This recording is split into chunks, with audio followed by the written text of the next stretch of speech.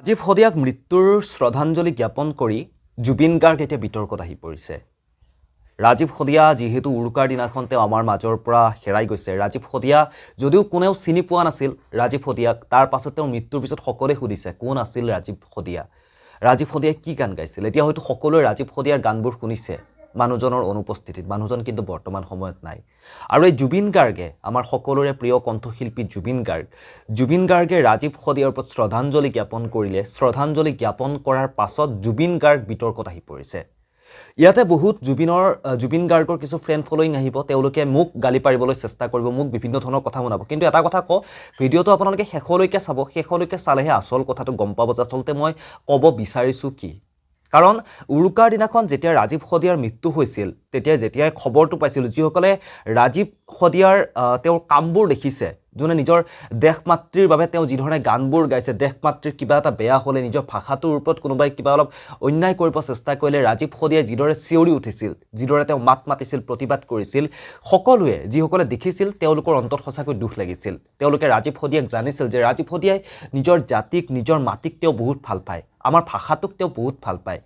বহুতেই সেইখিনি সময়ত শ্ৰদ্ধাঞ্জলি জ্ঞাপন কৰিছিল। ৰাজীৱ সদিয়াৰ মৃত্যুৰ পিছত বহুতে শোক প্ৰকাশ কৰিছিল। তাৰ পাছত খবৰটো আৰু বেছি বিয়পি পৰিল সামাজিক মাধ্যমত যেতিয়া বিয়পি পৰিল, সকলোৱে কথাখিনি গমেই পালে। যিহেতু বৰ্তমান সময়ত সকলোৱে সামাজিক মাধ্যমৰ লগত জড়িত, সকলো ফেচবুক থাকে, তেওঁলোকে বিভিন্ন ধৰণৰ হোৱাটছএপত ফটোবোৰ শ্বেয়াৰ হৈ থাকে, গতিকে সকলোৱে গমেই পায়। আৰু জুবিন গাৰ্গে দুদিন পাছত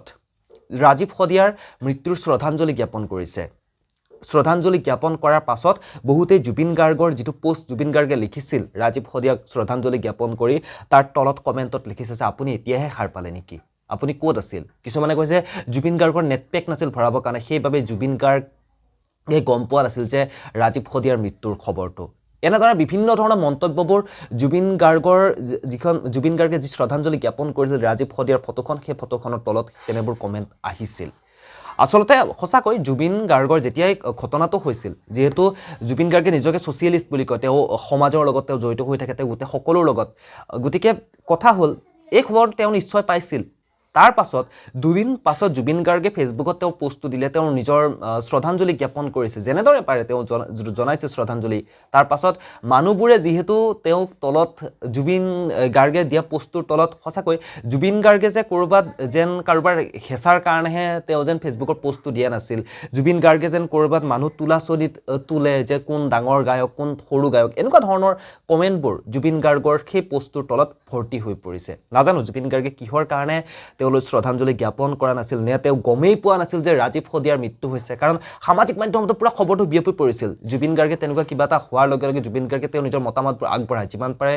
সোনকালেই দেখা পাওঁ আগৰ পোষ্টবোৰ। কিন্তু ৰাজীৱ সদিয়াৰ ক্ষেত্ৰত কিহৰ কাৰণে ইমান দেৰি হ'ল। আৰু ৰাজীৱ সদিয়াও যিহেতু এগৰাকী কণ্ঠশিল্পী আছিল, তেওঁ প্ৰতিটো সময়তে মাত মতা এগৰাকী মানুহ আছিল, তেওঁ সাধাৰণ কণ্ঠশিল্পী নাছিল, তেওঁ সাধাৰণ গায়ক কিছুমান যে থাকে, পাবত গজা গায়ক কিছুমান যে থাকে, পাবত গজা গায়ক ৰাজীৱ সদিয়া নাছিল। ৰাজীৱ সদিয়াই কেৱল নিজৰ মাটিৰ কাৰণে, নিজৰ জাতিৰ কাৰণে তেওঁ যিমানখিনি কৰিলে, ইমানখিনি বয়স কৰিলে, খুব কম বয়সতে তেওঁ আমাৰ মাজৰ পৰা আঁতৰি গ'ল। বহু সময় তেওঁ আমাৰ মাজত থাকিব লগা আছিল, তেওঁৰ পৰা আমি বহুত আশা কৰিছিলোঁ। কিন্তু সেই প্ৰতিবাদী কণ্ঠ যিহেতু নোহোৱা হৈ গ'ল, তাৰ লগতে এজন তেওঁ কণ্ঠশিল্পী, গতিকে জুবিন গাৰ্গৰ পৰা খুব সোনকালে সকলোৱে আশা কৰিছিল যে জুবিন গাৰ্গে কিবা এটা পোষ্ট দিব ৰাজীৱ সদিয়াৰ ওপৰত। সকলোৱে সেইটো আশা কৰে, যিহেতু জুবিন গাৰ্গক সকলোৱে ফ'ল' কৰে। কিন্তু জুবিন গাৰ্গে কিহৰ কাৰণে তেওঁ সময়মতে, মানে যিখিনি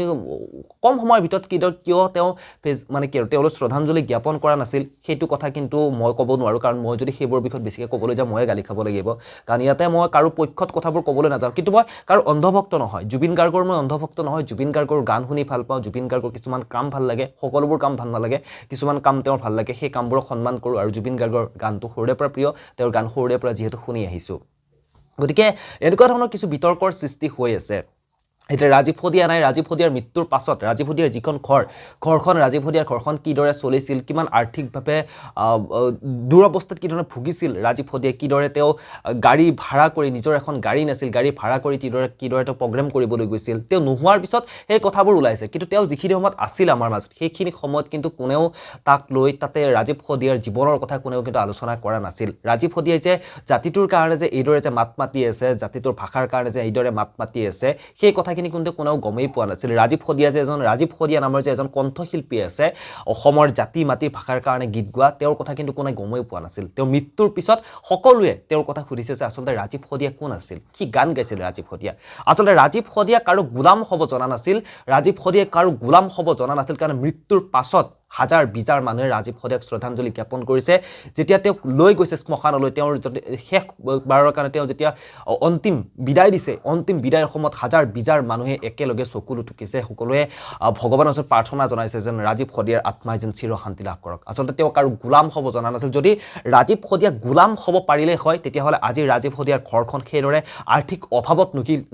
ভুগি নাথাকিল হয় বহুত উন্নতি কৰিব পাৰিলে হয় ৰাজীৱ সদিয়াৰ সেই কণ্ঠৰে তেওঁ বহু কিবা কিবি কাম কৰিব পাৰিলে হয় কেৱল তেওঁৰ যিবোৰ বেয়া হয় সমাজৰ যিবোৰ অন্যায় হয় অন্যায়বোৰৰ বাবে মাত মতাৰ বাবে আজি তেওঁ সেইদৰে থাকিব লগা হৈছে হয়নে নহয় আপোনালোকে নিজে কমেণ্ট কৰি আপোনালোকে জনাব পাৰে কাৰণ বৰ্তমান সময়ত পাবত গজা শিল্পীৰ অভাৱ নাই ভাইৰেল হোৱা শিল্পীৰ অভাৱ নাই দুদিনৰ কাৰণে জনপ্ৰিয়তাৰ কাৰণে তেওঁলোকে বিভিন্ন ধৰণৰ কাম কৰিব পাৰে বিভিন্ন ধৰণৰ অশ্লীল শব্দ প্ৰয়োগ কৰি তেওঁলোকে বিভিন্ন ধৰণৰ গান ৰাইজৰ মাজত বিলাই দিব পাৰে তেওঁলোকে বহু টকা ইনকামো কৰে কিন্তু ৰাজীৱ সদিয়া তেনেকুৱা নাছিল আনতকৈ বহু পৃথক আছিল ৰাজীৱ সদিয়া আৰু বহু নেতা আছে আৰু এটা কথা এনেকুৱা বহু নেতাই তেওঁলোকে কিন্তু ৰাজীৱ সদিয়াৰ মৃত্যুৰ পাছত ৰাজীৱ সদিয়াক লৈ কোনো ধৰণৰ শ্ৰদ্ধাঞ্জলি দিয়া দেখা পোৱা যোৱা নাই তেওঁলোকে কোনো ধৰণৰ পোষ্ট দিয়া নাই এনেই সাধাৰণতে কোনোবা এজন সংগীত শিল্পী কিবা এটা হ'লে তেওঁলোকে পটককৈ ফেচবুকৰ পোষ্ট এটা দিয়ে যে অমুক হৈছে আমি তেওঁৰ আশু আৰোগ্য কামনা কৰিছোঁ বা যাৰে যি পৰিস্থিতি নহওক কোনোবা সংগীত শিল্পী এজন কিবা এটা যদি সমস্যাত ভোগে কাৰোবাৰ কিবা দুৰ্ঘটনা হ'লে কোনোবাই হস্পিটেলত কিবা তেওঁ সমস্যাত থাকিলে ইত্যাদিবোৰ তেওঁলোকৰ নিজৰ